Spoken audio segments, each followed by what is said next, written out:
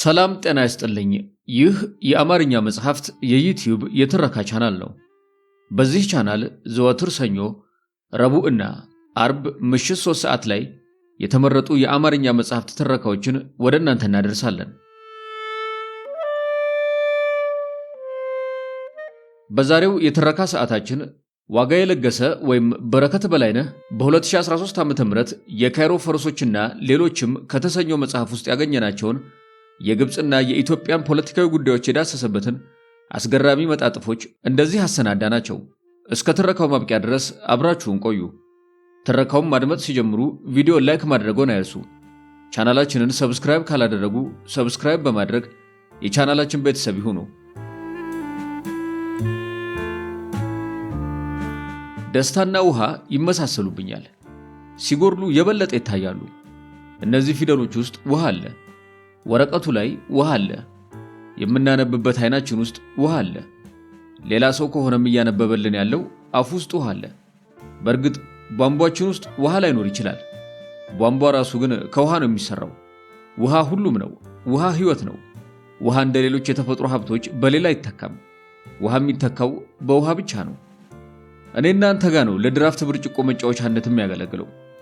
ውሃ እንደ ቄሮ መንገድ ዘግቶ አላሳልፍ የሚለን እኔና አንቺን ነው። እኔና አንቺን ብቻ ነው ጣዕም አልባነትን ለመግለጽ ውሃ ውሃ ይላል የምንለው። ባክስቴው የእሱ ስልክ በውሃ ነው የሚሰራው አይቆጥርም የምንባባለው እዚህ ብቻ ነው። ዓለም ነዳጅ ከውሃ እንደሚበልጥ በወስላታው ገበያዋ በኩል ነግራናለች። ዓለሚቱ በነዳጅ ፍቅር ጨርቋን ጥላ ውሃ ንቃ ኖረች። ባለጋዙ ነቅሶ ባለውሃው ረክሶ ተገኘ። አስቂኙ ነገር ነዳጅ ለማውጣትም ውሃ ማስፈለጉ ነው። የሚያስገርመው ነገር ደግሞ ሰው ያለ ውሃ እንጂ ያለ ነዳጅ መኖር መቻሉ ነው። እኔ በበኩሌ ነዳጅ ባይኖርም አልሞትም፣ ያለ ውሃ ግን አልኖርም። አንዳንዱ ሰው ተአምሩ ስለማያልቅ የእናንተን እንጃ መኪናዬን በእንጀራ እያጣቀስኩ በልቼ ነው የምኖረው የሚል አስማተኛ ይመጣ ይሆናል። መቼም ኢትዮጵያና ዩቱብ የማያሳየን ነገር የለም። በኮንክሪትና በመስታወት ሽሚያ የተጠመደችው ዓለም ውሃን አርክሳ ረክሳለች።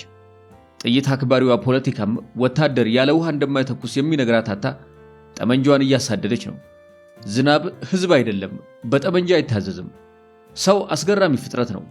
ይህንን ክቡር፣ ረቂቅ፣ ውድና አላቂ ሀብት በቁስ ጋጋታ እያዋከበ እንደ ደመኛ ያሳድደዋል። ለዝንቦች ሉዓላዊነት የንቦችን ድንበር ይደፍራል። ዛፍ እየመነጠረ ስቴኪን ይሰራል። ጨፌ እየመጠጠ ሲሚንቶ ይከምራል። ውሃ የሌለው ቤት ውስጥ እንዴት ሊኖር እንዳሰበ እንጃ። ሕዝቤ ጀሞ ረግረግ ላይ ተፋልጣ ቤት ትገዛና ውሃ ልትቀዳ ካሳንቺስ ተሰልፋ ትገኛለች። ግብፅም ከተቸገሩ ተርታ ነኝ ትላለች። በእርግጥ እውነቷን ነው። ዝናብን ተረቶቻቸው ውስጥም ማግኘት ያስቸግራል። ግን ደግሞ ጉደኛዋ ግብፅ በሁለት ዋና ዋና ነገሮች ከሌሎቹ ችግረኞች ትለያለች። አንደኛ ናይል የሷም ነው፣ እደግመዋለሁ፣ አባይ የሷም ነው። ሌሎቹ እንኳን አባይ ቀበናም የላቸውም። ሁለተኛው ከቸገራቸው የምትለየው በነገረ ስራዋ ነው። ሁኔታዋ እንደቸገረው አይደለም። እንኳን የቸገረው ሞልቶ የተረፈውም እንደሷ አክታ አያደርግም። በእርግጥ ከበቂ በላይ የሚያሳዝን ፖለቲካና የሚታዘንለት ሕዝብ ካለው አንድ ኢትዮጵያዊ የማይጠበቅ ነገር እንደሆነ ባውቅም ለግብፅ ግን አለማዘን ይከብደኛል። በፖለቲከኞቿ በጣም አዝናለሁ። ለእኔ ቢጤው ሕዝቧ ደግሞ አዝንለታለሁ። ግብፅ ናይልን ትንቀዋለች። ፍቅሯ አፍ ላይ ሞልቶ ከልብ የሌለ አይነት ነው። የምትነግረን እህል ውሃው አይደለም። ባጉል ፍቅሯ የምታንገላተው ተራቁስ ይመስላል። ከድርቅና እስከ ማስመሰል፣ ከሴራ እስከ አላዋቂነት ሁሉንም በናይል ላይ ይተገብሩታል። ፖሊሲና ፖሊስነት ለዘመናት ተደበላልቆባቸው እዚህ ደርሰናል። ደፍሮ የፈተሻቸው ግን ሐቁን ያውቀዋል። የሚሉትን አይደለም፣ ለመምሰል የሚሞክሩትንም አያህሉም። የሚሰበክልን ዕውቀታቸውም በቦታው የለም።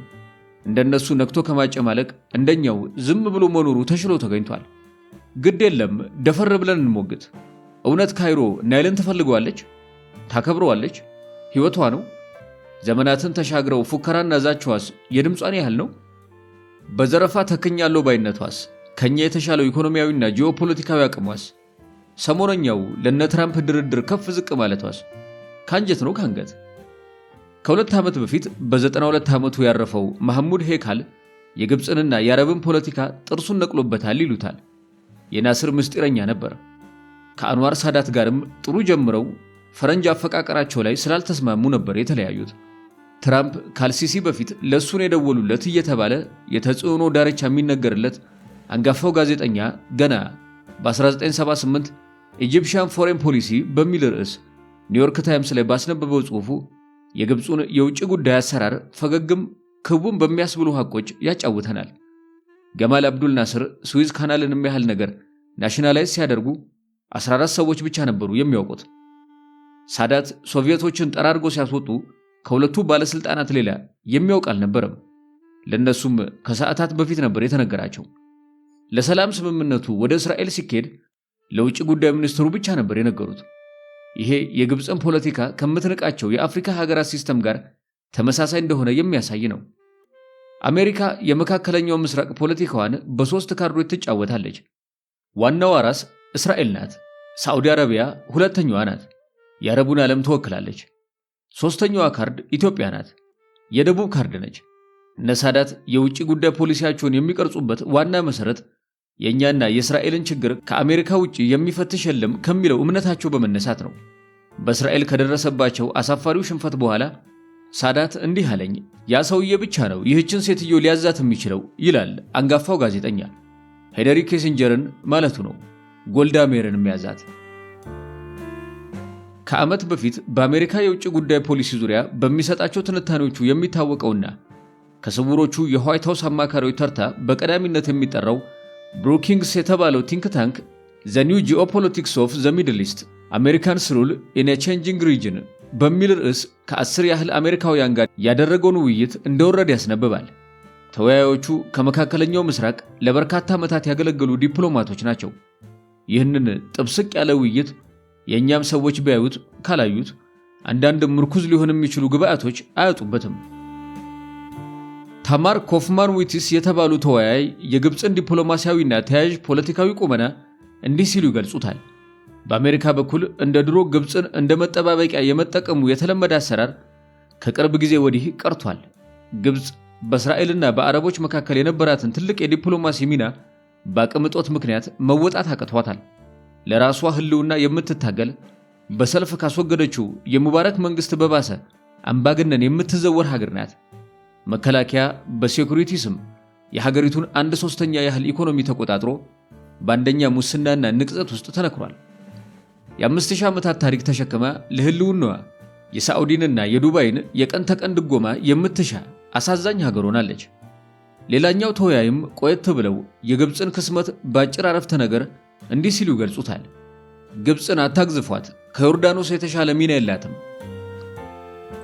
ኢጂፕትስ ኒው ሪያሊዝም ቻሌንጅስ አንደር ሲሲ በሚል ርዕስ ባራክ ባርፊ ከዋሽንግተን ኢንስቲትዩሽን ፎር ኒር ኢስት ፖሊሲ ላይ ያቀረበው ጽሑፍም ስለ ግብፅ አቅም ብዙ ያውጋል። ከውሃው ፖለቲካ ባሻገር ከናስር ጀምሮ እስከ አልሲሲ መንግስት የግብፅን ሁሉ አቀፍ ፈተናዎች በስፋት ይተነትናል።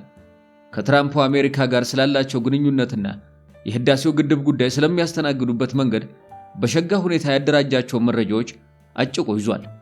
አሜሪካውያን በግብጾች ግትርነትና ድርቅና እንደተሰላቹ የሚያሳዩ ምልክቶችም ይነበቡበታል። በአይኤምኤፍ ተሐድሷዊ አስጨናቂ ትዕዛዞች ወዲያ ወዲህ የሚናጡት አልሲሲን ያህል የጠለቀ የፖሊሲ ዕውቀት አብሯቸው መኖሩን ይጠራጠራል። የባራክ ጥናት የህዳሴው ግድብና የግብፅ ዕጣ ፈንታ የደመደመበት አንቀጽ ግን ሁሉንም ነገር ፀሐይ ላይ አውጥቶ እናገኘዋለን። በግድቡ ዙሪያ የገጠማት ውዝግብ ግብፅ ምን ያህል በከባድ አጣብቂኝ ውስጥ እንደወደቀች የሚያሳይ ነው። ልክ እንደነ ሳዑዲ አረቢያ ጎረቤቶቿን በገንዘብ እንዳትደልል ድሃ ናት።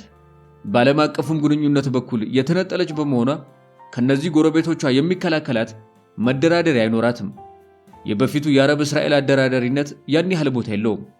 አሜሪካ ደግሞ ወይ ልዩነቱን ለማስታረቅ ወይም ግብፅን በአስፈላጊው መጠን በልማት ለማገዝ ፍላጎት እያሳየች አይደለም ይላል።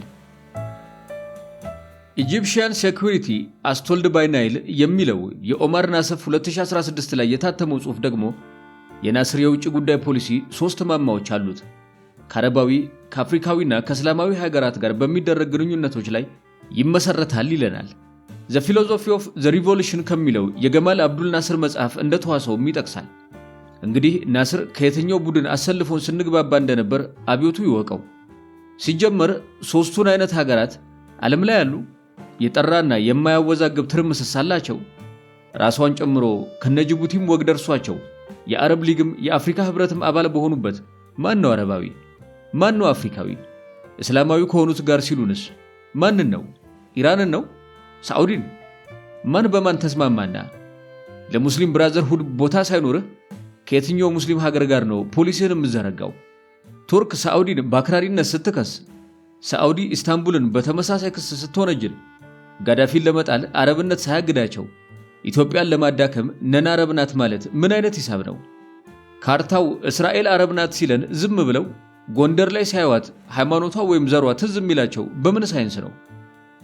ከእስራኤል ጋር በይፋ እየተፈራረመ እስራኤልንም ከአባይ ውሃ ለመጠጣት መተላለፊያውን ለመቆፈር ተስማምቶ የቴል አቪቭንና የአዲስ አበባን ዝምድና የሚያወግዝ ፍጥረት ከአንዋር ሳዳት ሌላ የት ይገኛል? በእርግጥ ኢጅፕት ኤንድ ዘ ሃይድሮፖለቲክስ ኦፍ ዘ ብሉ ናይል ሪቨር የሚለውን የተባባሪ ፕሮፌሰር ዳንኤል ኬንዲ ጽሑፍ ላነበበ ሚዛናዊ ፈራጅ የግብፅን ሃይማኖታዊ ፍራቻ ተራ ነው ለማለት ይቸግራል። ከ700 ዓመታት በፊት በንጉሥ አምደ ጽዮንና በማምሊኩ ሱልጣን መካከል የተጀመረው ግብ ነው ይህንን ሁሉ ስጋት የወለደው። በወቅቱ ግብፅ ውስጥ የነበሩ ኢትዮጵያውያን ተገደሉ። ንጉሱም የአባይን ወንዝ ገድቤ በጥም ፈጃችኋለሁ አለ። በራሴ አባባል እንዳስቀመጥኩት ከዚህ ጊዜ ጀምሮ ግብፅን ስጋት ፈትሮ ያዛት። ይህቺ የግብጾችን ስጋት ለመተንተን በተደጋጋሚ ስትቀርብ የምሰማት ምክንያት ናት። ትንሽ ተጋናለች። ግብጾችም ጠብታ ውሃ ብትነኩ መተን እንፈጃችኋለን ሲሉን ይኸው ድፍን ክፍለ ዘመን ሊጠባ ነው። መሪዎችም ሰዎች ናቸውና በየሁኔታዎች ውስጥ ሆነው የተለያዩ ነገሮችን ሊናገሩ ሊያስቡና ሊሞክሩ ይችላሉ። እንደ መረጃ ሰምቶ ከማለፍ ውጪ ከእንዲህ ያሉ ወቅታዊ ንግግሮች ቋሚ አስተሳሰብንና ፖሊሲን መቅረጽ ከስህተትም ይገዝፋል። በተለዋዋጩና በፈጣኑ ፖለቲካ ውስጥ ብራና ይመስል ከግማሽ ምዕተ ዓመት በላይ ስጋትን ይዞ መቆየት ብዙም ውሃ አያነሳም። የካይሮ ችኮነትም ትልቁ ድክመቱ ይኸው ነው። የፈሰሰ ውሃ ፈልቆ ከገነት ለሚል የሙዚቃ ስንኝ ካይሮ መሃል ተገንጣይና በጥባጭን በመቀለብ ከሆነ ምላሽ የምንሰጠው ነገርየው ሟችም ገዳይም ላይ ኖር ነው። የአባይ ፖለቲካ ውስጥ ሃይማኖትን እንደዋና ገባር ለመፈለግ መትካት ስለ ወንዙም ስለ ሀገሪቱም ያለማወቅ ችግር መኖሩን ያሳያል። በብዙ ምክንያቶች በአባይ ክርስቲያናዊ ቀለም አለመበርገግ ይችሉ ነበር። ሲጀመር ሁሉም ከጣና አይወጣም። ባህር ዳርና ጎንደርም ብዙ ሙስሊሞች አሉ። አርጆና ዲዴሳ ላይም ኦርቶዶክሶችም ፕሮቴስታንትም ካቶሊክም ሙስሊምም አለ። አኮቦ ላይ ፕሮቴስታንት ይበዛል። ከጣና ገዳማት ላይ የተተከሉት ክርስቲያናዊ ድርሳናት ፖለቲሳይዝ ለማድረግ ሲባል የነ አልነጃሽን ፍቅር መዘንጋት የነብዩ መሐመድን ክብር እንደማሳነስ ቆጥረዋለሁ። ከአንዋር ጎን ራጉኤል መኖሩን የግብፅ ተንታኞች ባያምኑም አምባሳደሮቻቸው ግን ያውቁታል።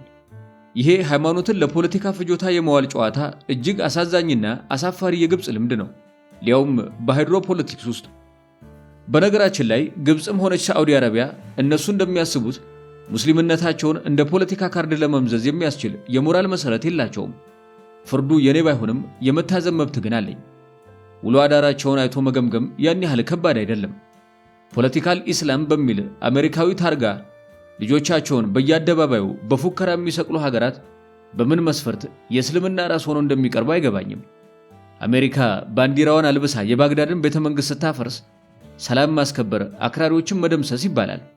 ቢንላደን የአሜሪካ ወታደሮች ከሀገሬ መሬት ይውጡ ብሎ ሱዳን በረሃ ሲፈትሽ ግን ሽብርተኛ ይባላል።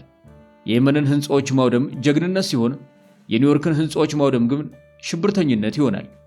ወዳጄ ሆይ ፖለቲካል ኢስላም ተብየው መሳሪያ የማን እንደሆነ ተገለጸልህ? ሙስሊም ሆነ አሜሪካንን ከተቃወምክ አንተ ፖለቲከኛው ሙስሊም ነህ። ሙስሊም ሆነ አሜሪካንን ከደገፍክ ደግሞ አንተ ፖለቲካ ውስጥ የለህበትም፣ እውነተኛው ሙስሊም ትባላለህ። ዓለም ፍትሃዊ ብትሆን ኖሮ የፖለቲካል ኢስላም አራማጅ አሜሪካና ወዳጆቿ እንጂ እነ ሰይድ ካቱብ እንዳልሆኑ ተነግረን ነበር። በምንም መስፈርት ቢሆን አልሲሲ ሙሐመድ ሞርሲን በሽብርተኝነት የሚከስበት ምክንያት አይኖረውም። ለቢዝነሳቸው ማሳለጫ ያወጡት ስም ነው። እስልምናን ፖለቲሳይዝ አድርገው የሚተዳደሩበት እነ ጆርጅ ቡሽ እንጂ እነ ኦይማን አልዘዋህሪ አይደሉም። ይህንን የዘቀጠ ፖለቲካ ወንዝ መሃል ይዘ መታየት ለትዝብት ይዳርጋል። ግብፅ ትዝብት ስለማይገርማት እንለፈው።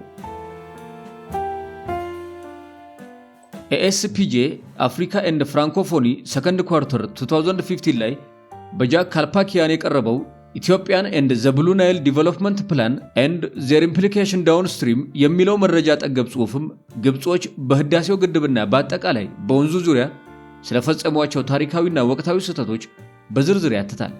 80 ዓመት ከሞላቸው የአላን ሞርሄድ 2 ታሪካዊ መጽሐፎች ላይ የተገኙ አስገራሚ ትንባዮችን ሳይቀር በማጣቀስ የቀረበው ይህ ጥናት በገዳሪፍ ዝሆንና ሰጎን ሲተራመስ የነበረበት ዘመን እንደዋዛ አልፎ ዛሬ እንዲህ ያለ ሙት መሬት ታቅፈናል፣ ይህንን እያዩ መማር ለግብጾች የተሰጠ ጸጋ አይመስልም እያለ ይሳለቃል። የግብጽ የናይል ፖሊሲ ባጉል ጀብደኝነትና ስር በሰደደ ጥርጣሬ የተዋጀ ነው ይላል። በሚገርም ንቀትና ትዕቢት ስለመሞላቱም ያብራራል። የቅርብ ጊዜውን የነ ሞርሲን እንዝመትባቸው፣ በዘር ከፋፍለን እናዳክማቸው የሚል ውይይት የተካሄደበትን የፓርላማ ዱለታም ያስታውሰዋል። አደንግጡ፣ ይሄ አዲስ ነገር አይደለም፣ ከ100 ዓመታት በፊትም በቱርክ ደንገጡር መሪዎቻቸው ይራመድ የነበረ አቋም ነው ይላል። ከልዑላቸው አንዱ በአፄ ዮሐንስ የተላከለትን ትንኮሳህን ተው፣ እኛ ወንድማማቾች ህዝቦች ነን፣ ባንጋጭ መልካም ነው የሚል መልእክት በእንዴት ያለ ንቀት እንደተረጎመውና አስከፊ ዋጋ እንደከፈለበት ይተርካል። ሙስሊም ከሚሏት ጎረቤታቸው ሱዳን ጋር ያለባቸውን ስር የሰደደ ቁርሾ ማስታረቅ ሳይችሉ ኢትዮጵያን በሃይማኖት ተቃርኖ ለማንበርከክ መሞከር ስለ ጉዳዩ ያላቸውን ደካማ ዕውቀት ከማሳየት የዘለለ ፋይዳ የለውም ይለናል። የሱዳንም ሆነ የኢትዮጵያ ዝምታ በዚሁ እንደማይቀጥል የናለን ሙርሄድ ትንበያ እያጣቀሰ ይናገራል። የናሲፍ መረጃዎች ቀለል ብለው ለትርጉም ሰፊ ቦታ የሚሰጡ አይነት ናቸው። ከቀድሞ የደህንነት ሰራተኛ ጀነራል መሐመድ ሳሊም ንግግር እንዲህ ሲል ይጠቅሳል። እኔ በብሔራዊ ደህንነት ውስጥ ስሰራ ብሔራዊ ደህንነታችን የሚተነተን የተጻፈም ሆነ በቃል የሚነገር የጋራ አቅጣጫ አልነበረንም። ሁሉም የሀገሪቱ ብሔራዊ ስጋት ነው ብሎ ባመነበት ላይ ይዘምታል። ይኸው ነው ይሉታል አንጋፋው ጀነራል። ናሲፍም ይቀጥላል። ግብጽ በዚህ አይነት አቋሟ ነው የአባይን ጉዳይ ልታስተናግድ የምትሞክረው። ግድቡ በተጀመረ በሁለተኛው ዓመት ነው ተሰብስበው መፍትሄ ፍለጋ መወያየት የጀመሩት። ፓርላማው ራሱን የቻለ የውጭ ጉዳይ ኮሚቴ የለውም ይላል። የግብጽን የውጭ ጉዳይ ፖሊሲ ድክመቶች በሶስት ጥጎች ማብራራት እንደሚቻልም ይናገራል። አንደኛው ከሁሉም ግብጽን ከሚጎዱ ነገሮች ጀርባ እስራኤል አለችበት ብሎ ያምናሉ። ከዚያም የሙስሊም ብራዘርሁድ ተባባሪዎች ናቸው የሚለው ይከተላል። ኢትዮጵያን በተመለከተ ደግሞ መቼም ቢሆን ግድቡን የሚሰራ በጀትና ዕውቀት አይኖራቸውም የሚል እምነት አላቸው። በተለይም ይህ እምነታቸው ከማይወጡት አዘቅት ውስጥ ዘፍቋቸዋል ይላል። እንደነ ሃኒራ ስላን አይነቶቹ ተንታኞቻቸው ደግሞ አሉ። በኤክስፐርት ደረጃ ነው የሚመረጡት፣ ግን መረም በለቀቀ ስሜታዊነትና ለጓዳ እንኳን በማይመጥኑ ሀሜቶች ጊዜያቸውን ይፈጃሉ። ቻይና እንዴት ለግድቡ ድጋፍ ታደርጋለች? ነፃና ገለልተኛ መሆን ነበረባት ብለው ምሁራዊ ትንተናቸውን ያዘንቡታል። የስዊዝ ካናልን ማስፋፊያ የምትሰራው ቻይና እንደሆነች ግን አውቀው ይረሱታል። ከተነተንክ ላይ ቀር እንዲህ ነው። የህዳሴ ግድቡ ከቱርክ የግድብ አብዮት የተኮረጀ እብጠት ነው። በወጪ ብዛት ፈንድታ ትሞታለች እስከሚሉት ገደብ የለሽ የማናናቅና የፍረጃ ትንተናዎች ድረስ ስንኮሞኩም ከርመናል። በለጠ በላቸው ይሁን የተባሉ ጸሐፊ ጅቡቲ የጥገኝነታችን መስፈሪያ በተሰኘ ድንቅ መጽሐፋቸው ግብጽ በጅቡቲ ያሳየቻቸውን ጸረ ኢትዮጵያ አቋሞች አብራርተዋል። የጅቡቲ ጉዳይ ምን ያህል የኢትዮጵያን ህልውና አደጋ ላይ እንደጣለና ሀገራችንን ለማገገም በሚያስቸግር ደረጃ እንዳዳከመ ያቶ በለጠ መጽሐፍ በጠንካራ ማስረጃዎች ይተነትነዋል። በማስታጠቅና ከማሰልጠን በተጨማሪ የራዲዮ ጣቢያ ማሰራጫ እስከመሆን በደረሰ አጋርነት የኤርትራ ተገንጣይ ቡድኖችን የደገፈችው ግብጽ ኢትዮጵያን ለወደብ አልባነት ከማድረግ አንስቶ የኤርትራን ሁለተኛ ቋንቋ አረብኛ በማስደረግ የጂኦፖለቲካል ብልጫ የመውሰድ ስልት ተከትላለች። ይህም ሌላው ከሳይንስ ብዙ ኪሎ ሜትሮች የሚርቅ ቅሽምና ነው። ይህ በእጃዙር ፖለቲካ በጣልቃ ገብነትና የወንዙን መፍለቂያ ሀገር በሁለንተናዊ መልኩ በማዳከም ወዘተ የሃይድሮፖለቲክስን ፍልሚያ ለመምራት የማሰብ አካሄድ ሁላችንንም ከማክሰር ሌላ ያመጣልን ትርፍ የለም። ወንዝ ከሰው ይሰፋል። እንደ ሰው የአልጀዚራን ዶክመንተሪ የሚሰማበት ጆሮ ስለሌለው ኤፍራጣስ የባግዳድን አፈር አይጠየፈውም። ጤግሮስ የኤርዶጋንንና የአሳድን ተኩስ አያዳምጥም። የአናቶሊያን ምርጮች ደማስቆ ላይ የምናያቸው በአታቱርክ ፖለቲካዊ ችሎታ ሳይሆን በጤግሮስ ተፈጥሯዊ ችሎታ ነው። የሰው ስግብግብነት ይህንን ቅንነት ለመድፈር ሲነሳ ግን ሕይወት ክፉኛ ትደፈርሳለች። እኚህን አዛውንት ደግሞ አንስቴብል ፓወር ስትራክቸር ሪጂናል ዲስአግሪመንት ዋተር ፖለቲክስ አሎንግ ዘ ናይል ከሚለው የኒዛር ማኔክስ ጽሑፍ ላይ ነው ያገኘኋቸው። 81 ዓመቴ ነው ይላሉ ግብፃዊው ነጋዴና ፖለቲከኛ ዶክተር ኢብራሂም ማኔክ። ለ5 ዓመታት ያህል በፓርላማ አባልነት አገልግለዋል። ከቤተ መንግስቱ ጋር በተያያዘው ጊዮን ሆቴል አልጋ ተይዞልኝ ነው ንጉሱን ያናገርኳቸው። አቦሸማኔዎቻቸውን እያሻሹ ነው የተወያየ ነው። የዛሬዎቹን መተው ነው የሚሻለው፣ አይወዱንም። ሳይነግሩን ግድብ ይሰራሉ። ይህ ውድ ወንዝ አንዴ በሚወዱን ሌላ ጊዜ ደግሞ የሉዓላዊነት ወባ በሚያንቀጠቅጣቸው ሰዎች እጅ እየተቀያየረ አይኖርም ይላሉ አዛውንቱ። ቆይ እኚህን ሰውዬማ ትንሽ እናንብባቸው። ግድቡን አስመልክቶ ምንም አይነት ስምምነት በሶስቱ ሀገራት መካከል ሳይደረግ ነው እየተሰራ ያለው ብለው ረፍ። ግብጾቹ እንዲህ አይነት ኮሜዲያን በብዛት አሏቸው። ግብጽ እኮ ናይል ላይ የሰራቻቸውን ፕሮጀክቶች በጠቅላላ እንኳን ለማማከር ቀርቶ ስለ አስዋን ግድብ እንዴት እንደሰማን ብትጠይቀን ራሱ ደስ የሚላት ይመስለኛል። አንዳንዴ ሳስበው እንደው ለማለማመድ በሚሲሲፒ ወንዝ እንሞክራት እንዴ እላለሁ። እና አሉ አዛውንቱ፣ አሁንኛ ማድረግ የምንችለው እንደ ኃይለ ሥላሴ ብቻ ነው። በ1891 እንግሊዝና ኢጣሊያ በጣና ሐይቅ ላይ ኢትዮጵያን ሳያሳትፉ በመፈራረማቸው እሳቸው በ1928 ለሊግ ኦፍ ኔሽንስ አቤቱታቸውን አቅርበው ነበር። እኛም ከዚያ ውጭ አማራጭ የለንም። ወደ 1891 ተመልሰናል። በ2011 መለስ ዜናዊ በአመፅ ስንመታ ጠብቆ ግድቡን ጀመረብን ከሚሉት አንስቶ ኢትዮጵያ ሳታማክረን አድብታ ነው የምታጠቃን እስከሚሉት ድረስ ለትዝብት የተዳረጉባቸው ማዕት ማስረጃዎችን መጠቆም ይቻላል። ትዋርድ ኒው ናይል ዋተርስ አግሪመንት በሚል ርዕስ በነ ዴል ዊሊንግተን ከ26 ዓመታት በፊት የተሰራ ጥናት ግን የ1991ና የሱዳንን የኢትዮጵያ መግባቢያ ሰነድ በመጥቀስ ከዚህ በኋላ የድሮ አይነት አካሄድ ሊቀጥል የሚችልበት እድል አነስተኛ ነው። በተለይ ኢትዮጵያ በታሪክ የሚጠቀሰውን የባለሙያ እጥረት መታገስ የሚያስችል አቅም ያላት አትመስልም። መገንባት ባትችል እንኳን የኢፍትሐዊነት ጉዳይ በመርህ ደረጃ ለማስተካከል ከመትጋት ግን አትቦዝንም ሲል የጉዳዩን አይቀሬነት ያስረግጣል። ግብጽ ያው ጥናት ስለሆነ አላነበበችውም፣ ስለ ፍትሐዊነት የሚያወራ ስለሆነም አላነበበችውም። በዚህ ጽሑፍ ውስጥ እንዲህ የሚል አስገራሚ ነገርም ሰፍሯል። ግብጽ በቴክኖሎጂው መስክ ከሌሎቹ የተሻለች እንደሆነች ብታስብም ሶስቱም ሀገራት ኮምፒውተራይዝድ በሆነ መልክ ስለ ወንዙ ዝርዝር መረጃ እንኳን ማቅረብ የማይችሉ ሙሉ ጥሬዎች ናቸው ሲል ያሽሟጥጣል። እንግዲህ እንዲህ እኩል ጥራጥሬ ሆነን ነው ግብጽ በሃይድሮሎጂ ዘርፍ የካበተ ልምድ ስላለኝ ልረዳችሁ እችላለሁ ስትልም እንሰማል። በዚሁ ዕውቀቷ ለማገልገል ደቡብ ሱዳን ከገባች እነሆ 10 ዓመት ልደፍን ነው። ሃይድሮሎጂ ቀርቶ ሃይዋሮሎጂ የሚል ኮርስ እየሰጠች ነው። የምትችለውን ነው ምን ታድርግ። የናይል ቤዚን ኢኒሼቲቭ መመስረት ጨዋታ ቀያሪ ነው። ስለዚህ የአውሮፓ ህብረትን ማሰላለፉን ያስተካክል ስትል አኒ ፍሪታስ በ2013 ዋር ፖለቲክስ ኢን ዘ ናይል ቤዚን በሚል ሪፖርት ለህብረቱ ምክሯን ለግሳለች። ግብጽ ግን በተቃራኒው በጸጸት ይንገበገባሉ። የኛ ነገር ያበቃለት በ1959 ኮታችን ላይ እንዲደራደሩ የሚያስችላቸውን እድል በዚህ ኢኒሼቲቭ አማካኝነት የፈቀድን ቀን ነው። ይህንን እርኩስ ኢኒሼቲቭ እንዲመሰረት የፈቀድን ቀን ነው የተሸነፍነው ይላሉ። ከላይ የጠቀስኩት የኦማር ናሴፍ ጥናት ላይ ቃል በቃል ሰፍሮ ይገኛል። ሰፍሯል። ግብጾች እንዲህ ናቸው። ለአውሮፓ ህብረት የተለገሰን ፖሊሲያዊ ምክር የማንበቢያ ጊዜ የላቸውም። ይሄ የወንዝን ጉዳይ ሳይንሳዊ በሆነ መንገድ እመራለሁ ከሚል አካል የሚጠበቅ አይደለም። ባለወንዙማ እንዲህ አያወራም። ስለ ወንዝ የሚያውቅማ አባይ እህል ውሃው የሆነማ እንዲህ አልነበረም የሚግባባው። ይልቅስ ግብጽ በጮቅ ተራራ መድረክ ከኛ በላይ መብሰልሰል ነበረባት። የጮሞጋ አፈር መታጠብ እንደ ግፍ ሊዘገነናት በተገባ ነበር። የደራና የጌራ ወረዳ ዛፎች መጥረቢያ እንዳይነካቸው መመከት ነበረባት።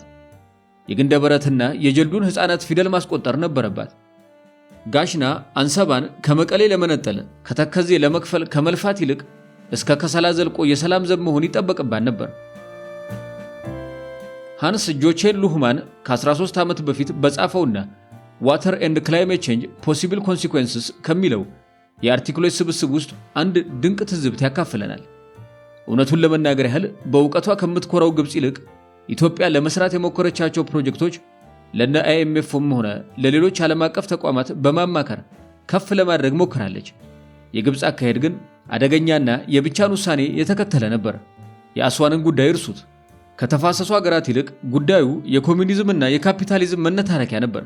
በምዕራቡና በምስራቁ ጎራ ተከፋፍለውት ነበር። ግድቡን አቅደው የሰሩት እንግሊዛውያን ሳይቀሩ ለግድቡ በተመረጠው ስፍራ ትክክለኝነት ላይ ለሁለት ተከፍለው ነበር። በደጋማዎቹ የኢትዮጵያ ተራሮች ላይ የሚሰሩ ግድቦች ናቸው ውሃውን ከብክነት የሚታደጉት የሚሉ ወገኖችን ችላ በማለት ነበር ይህንን ከምንም በላይ ውድ የሆነ ውሃን እዚያ እልም ያለ በረሃ ላይ የጣዱት። ዛሬ ከ10 ቢሊዮን ኩቢክ ሜትር በላይ ውሃ ከናስር ሐይቅ ላይ እያተነነችና እያሰረገች የህዳሴ ግድቡ 3 ቢሊዮን ኩቢክ ውሃ ያተንብኛል እያለች የምትከራከር ጉደኛ ሀገር ወጥቷታል። አስዋን ግድብን በፖለቲካዊ ግብግብ መካከል በእግረ መንገድ የተገኘ ይለዋል ሃንስ። በነገራችን ላይ በዚህ ግድብ የማይሳለቅ ሙያተኛ ማግኘት ያስቸግራል። የበረሃው ድስት ይሉታል። ይህንን ሁሉ ውሃ አትንኖ አስርጎ እንዲጨርስ ከሱዳን ጋር ተፈራርሞ ነው የፈረዱት።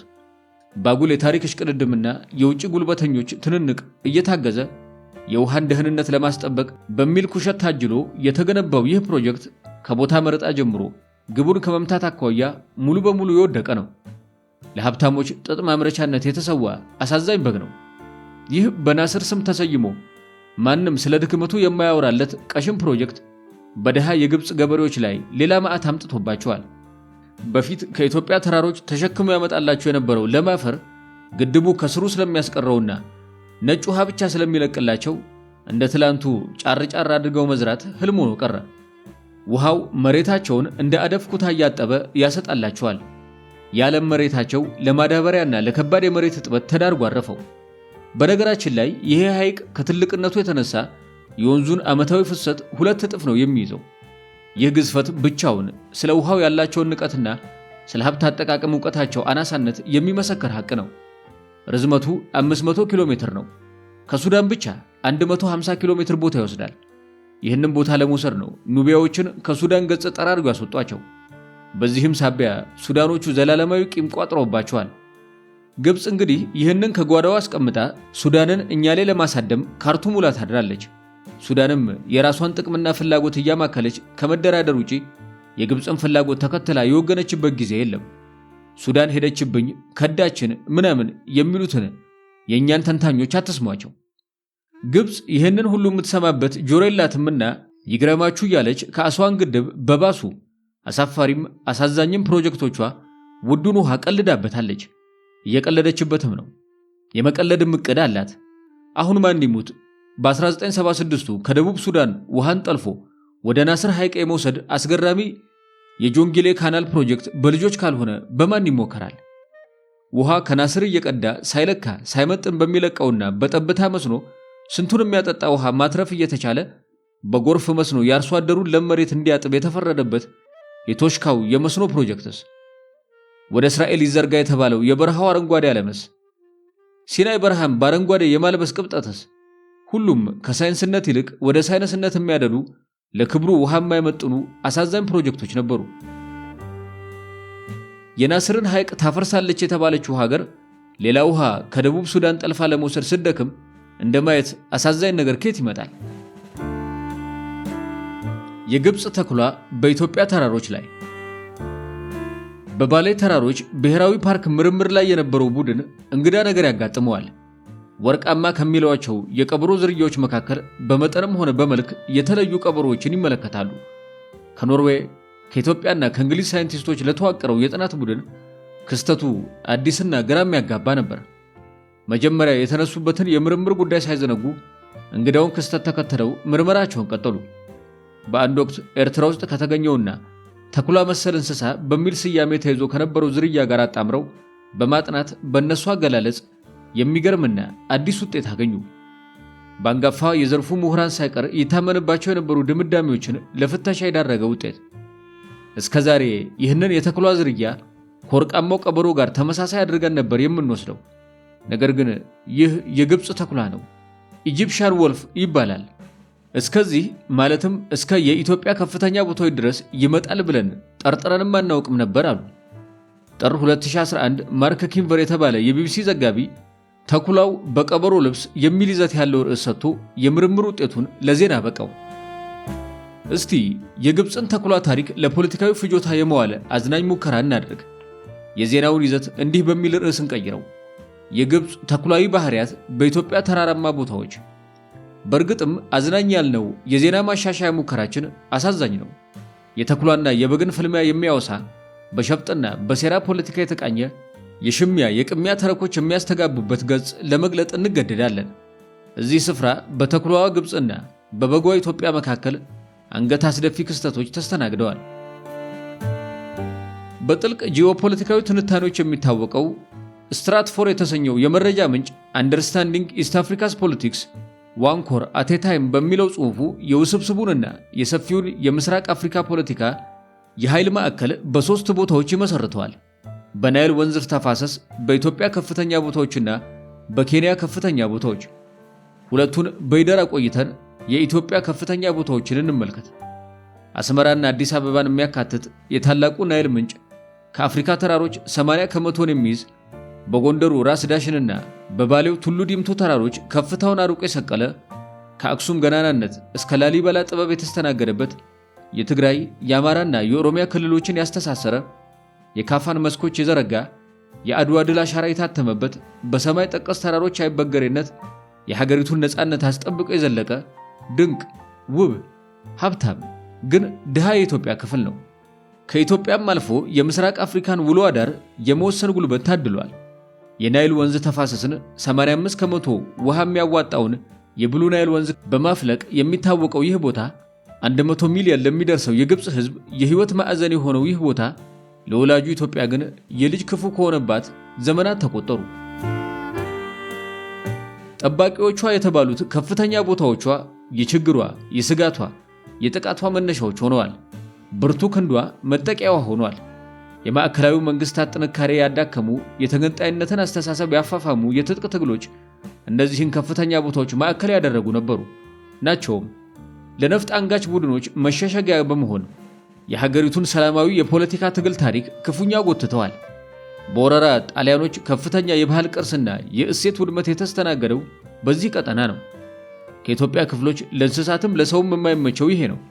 የፓርኮቹ መዳከም፣ የመሰረተ ልማቱ ኋላ ቀርነት ለወሬ የማይመች። የአባይ ዳር ሕፃናት በትራኮማ ብርሃናቸውን ያጣሉ። በንጹህ ውሃ እጦት ለበሽታና ሞት ይዳረጋሉ። ፋሲለደስ ተንከባካቢ ሲያጣ፣ ላሊበላ ሲፈርስ፣ ጣና በእምቦጭ ሲወረር፣ ወሎን ድርቅ ሲመታው፣ ትግራይን ረሃብ ሲያንገላታው፣ ወለጋ በማያቋርጥ አመጽ ውስጥ ስትዳክር ቦታው የሰሐራ በረሃን እንጂ የአፍሪካውን የውሃ ማማ አያሳስብም። አፍሪካን ለመመገብ የማይሳሳ ሰፊ ለም መሬት ይዞ የአፍሪካ የውሃ ማማ እየተሰኘ እንደምን በአሰቃቂ የድህነት፣ የረሃብ፣ የበሽታ ተምሳሌነቱ ሊጠቀስ በቃ። የ3000 ዘመን ታሪክ ባለቤት ዛሬም ከበሬ ጫንቃ ያልተላቀቀበት ተአምር ምንድን ነው? ግጭት፣ የእርስ በርስ ጦርነት መለያው ይሆን ዘንድ ማን ረገመው? ከመሰል ጥያቄዎች ጀርባ የግብፅ ተኩላዊነት በግልጽም በእጃዙርም አለ። ይህ የኢትዮጵያን ከፍታ የሚተልም ቀጠና እንዲዳከምና ትኩረቱ እንዲበታተን ሙሉ አቅሟን ትጠቀማለች።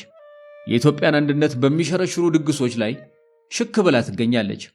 የተኩላዊነቱ መነሻና መድረሻም የአባይ ወንዝ ተጠቃሚነትን ማዕከል ያደረገ ነው። የሰማይ ጠቀሶቹን ተራሮች ጉልበት በተለያዩ መንገዶች በማዳከም የናይል ወንዝ እርቅናዋን ታስጠብቃለች።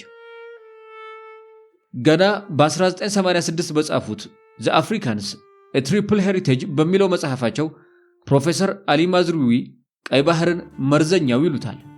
ቀጭኑን የውሃ አካልና የአፍሪካን ዝምድና በሚገልጹበት መንገድም ብዙዎች ይስማማሉ። ቀይ ባህር የአፍሪካን ዕጣ ፈንታ ከመወሰን፣ የአፍሪካን የወደፊት ጉዞ ከማሳየት አኳያ ከየትኛውም የታሪክ፣ የባህል፣ የጂኦሎጂና የጂኦግራፊ ማስረጃ የበለጠ ሚና አለው ይላሉ። እንደ አውሮፓውያኑ አቆጣጠር 1869 የስዊዝ ካናል መከፈት ግብፅን የዓለም አይን ማረፊያ ያደረጋት፣ የዓለም ሀያላን ወደብ ሆነች። በቀይ ባህር በኩል የህንድ ውቅያኖስን ከሜዲትራኒያን ባህር ጋር የሚያስተሳስረውን ቁልፍ በእጇ በማስገባቷ ሁሉም ፈለጋት። በኳታርና በሊቨርፑል መካከል ያለውን ርቀት ከ13500 ማይልስ ወደ 7000 ማይልስ ዝቅ በሚያደርገው አዲሱ የንግድ መዳረሻዋ በሀያላኑ ዘንድ ከናይል ተፋሰስ ሀገራት የበለጠ ተፈላጊ ሆነች። ሳዑዲ መራሹ የገልፍ ቡድን ዛሬም የአፍሪካና የመካከለኛው ምስራቅ ፖለቲካ ኮከብ ሆነች። ህልመኛው እስማኤል በሱዳን በኢትዮጵያና በሶማሊያ ያደረገውን የመስፋፋት ወረራ ሳንዘነጋ የእንግሊዝን ቀኝ ይዛ የአባይ ተፋሰስን ሀገራት ባሳዛኝ ውል የጠፈነገችበትን ክስተት ስናጤንና በጅቡቲና በኤርትራ ጉዳዮች ውስጥ የነበራትን አፍራሽ ሚና ስንፈትሽ ግብፅ የቀይ ባህር ፖለቲካን ለመዘወር ያገኘችው ኃይል ምን ያህል ጠንካራ እንደነበር እንረዳለን። ግብጽ በቀጥታ ከፈጸመቻቸው ጥቃቶች ባሻገር በቀይ ባህር ፖለቲካ የበላይነቷን በመጠቀም በኃያላኑ ሀገራት እየተከለለች ፍላጎቶቿን አሳክታለች። እንግሊዝ፣ ጣሊያንና ፈረንሳይ የሌሉበት የኢትዮጵያ ችግር የለምና የግብጽን ፍላጎት ማሳካት እጅግ በጣም ቀላሉ ሥራ ነው። ከዚሁ ቀጠና ተነስቶ በእነ አሜሪካ አጃቢነት ስልጣኑን ይዞ የቆየው ህወሓት መራሹ ቡድንም ኢትዮጵያን ለሚያዳክመው የግብጽ ስትራቴጂ ሁነኛ ተባባሪ፣ የራሱን ፍላጎት ለማሳካት ሲል ነበር። በኋላ ላይ የአባይ ግድብን በራሴ አቅም ልገንባ በማለቴ ግብጽ መፈንቅለ መንግስት አካሄደችብኝ የሚል ሮሮን ሲያሰማ መገኘቱ ቦታው ምን ያህል በሁለት ስለት ቆራጭ እንደሆነ ማሳያ ነው። በእርግጥ ህወሓት የግድቡን ፖለቲካ የሚጠቀምበት አግባብ ለተጠየቅ ክፍት ሆኖ በግብጽ ሴራ ተፈጽሞብኛል የሚለውን ክስ ግን ውሸት ነው ማለት ይከብዳል። ህወሓት በግጭት አባባሽ ፖለቲካዊ ስርዓቱ አማራና ኦሮሞን በማቃቀር ትግራይን ከአማራ በማላተም ደቡብን እርስ በርሱ በማጋጨት የፓርቲ አወቃቀሩን በአግላይ መሰረት ላይ በማቆም ደካማ የሚላቸውን ክልሎች በአጋርነት በመጠርነፍ ለዚህ የኢትዮጵያ የኃይል ማዕከል ለሆነው ውድ ቦታ መዳከም አሳፋሪ አስተዋጽኦ አድርጓል። ተረኛው ቴክኖክራቱ መንግስታችንም ወላሂ አንጎዳችሁም የሚለው ቃሉ ተመሳሳይ ጥፋት በመፈጸም እንደማይተረጉመው እንገምታለን። ምክንያቱም የእስከዛሬው አካሄድ ግብጽን ራሷን ወደማያዛልቃት ደረጃ ስለተሸጋገረ ታላቁ ወንዝ በተለያዩ ምክንያቶች ከባድ የመድረቅ አደጋ ስለተጋረጠበት ብቻ ከተኩላዩ አካሄድ ወጥተው በሰላም ወንዙን ከማልማት ውጪ አማራጭ አይኖራትም። ስለዚህ በሳይንቲስቶቹ አገላለጽ ከወርቃማዎቹ ቀበሮች መካከል ሃንጋውት ሲያደርግ ከታየውና ነጫጭ የፀጉር ሰልፎች ጣል ካደረገበት እንዲሁም ለአረቢያ ዝርያዎች ከሚያደለው ተኩላ ጋር ተግባብቶ በመስራት ተራሮቹን ወደ ክብራቸው መመለስ ያዋጣል። ናጂብና ናይል። የዚህ ሰው ታሪክ ከናይል ወንዝ ጋር ይመሳሰልብኛል። የኛ የናይልና የግብጽ ወግ ከዚህ ሰው ዘመን ውስጥ ተከትቦ ይነበበኛል። ናጂብ ከታሪክ ደካማ ጎኖች አንዱ ከሰሪዎቹ ይልቅ ለተራኪዎቹ መንበርከኩ ነው። የጀነራሎችን የጦር ገድል የጸሐፊዎች ላጲስ ያጠፋው ዘንድ ጊዜ ይፈቅዳል።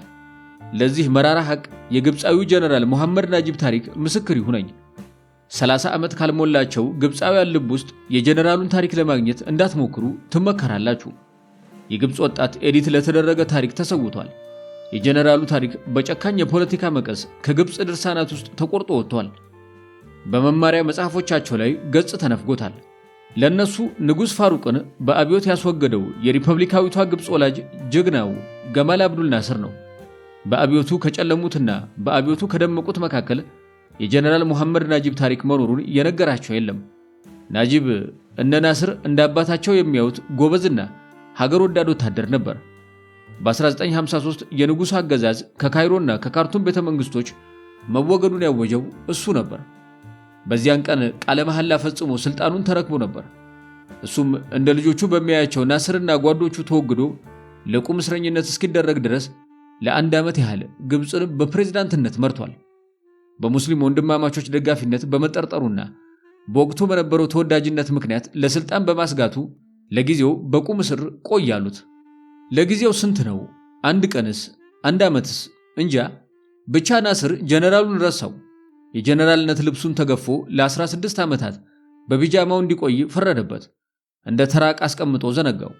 ለናስር ብዙ ደብዳቤዎች ጽፎለታል።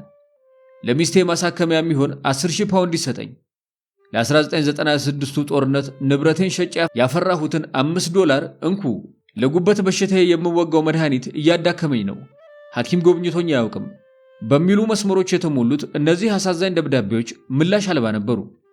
ናስር ቢዚ ሆኖ ሳያነባቸው ቀረ። ናስርን ቢዚ ካደረጉት ስራዎቹ አንዱ ለፓን አፍሪካ ትግል አቀጣጣዮች ብዙ ግብፃዊ ሐኪሞችን ሲልክ ሲቀበል መዋሉ ነው። ናጂብ በቁም እስር ከመማቀቁም በላይ እነዚያን የተለመዱ አፍሪካዊ የፖለቲካ ቅጣቶችም ተቀብሏል። 2 ልጆቹን በግብፅ ደህንነት ፍርድ ተነጥቋል። ናስርም ተራው ደርሶ በነሳዳት ጥይት ሕይወቱንም ኮሚኒስታዊ ስልጣኑንም አጣና በአንዋር ሳዳት ተተካ። ዋሽንግተን ሰራሹ ሳዳት ናጂብን ነፃ ለቀቄሃለሁ አሉት። ምላሹ ግን እምቢታ ነበር። ልብ በሚሰቅዝ እምቢታው እንዲህ አላቸው። ሳዳት ሆይ ዘገየህ። እናንተ እስክመጡ ከድመቶቼ ፍቅርን ተማርኩኝ። ተውኝ፣ በውሾቼ እቅፍ ውስጥ ልሙትበት። የኔ ታሪክ ከሰዎች በላይ እንስሶች ታማኝ ለመሆናቸው ማሳያ ይሁን እያለ በ1984 ሕይወቱ አለፈች። ዘ ሪፐብሊክ የተሰኘው የናጂብ ግለ ታሪክ መጽሐፍ በብዙ አሳዛኝ መረጃዎች የታጨቀ ስለመሆኑ ለመጽሐፉ በተሰራ አጭር ዳሰሳ ላይ አንብቤያለሁ። ለኔ ግን በብቸኝነቱ ዘመን ለጻፉት አንድ የግል ማስታወሻ የሰጣት ርዕስ አንጀቴን ታላውሰኛለች።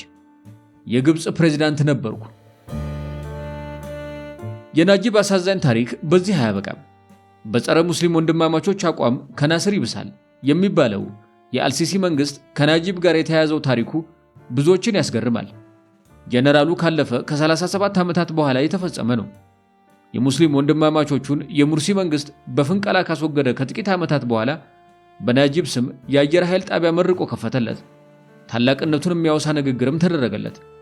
የታሪክን ስላቅ ሲያደምቁትም ከወራት በኋላ በተመረቀው የግለ ታሪክ መጽሐፉ መግቢያ ላይ የአልሲሲ ንግግር ታተመ። ይህ በሆነ ሁለተኛ ዓመቱ አሳዛኙ የሙርሲ ሞት ተከተለ።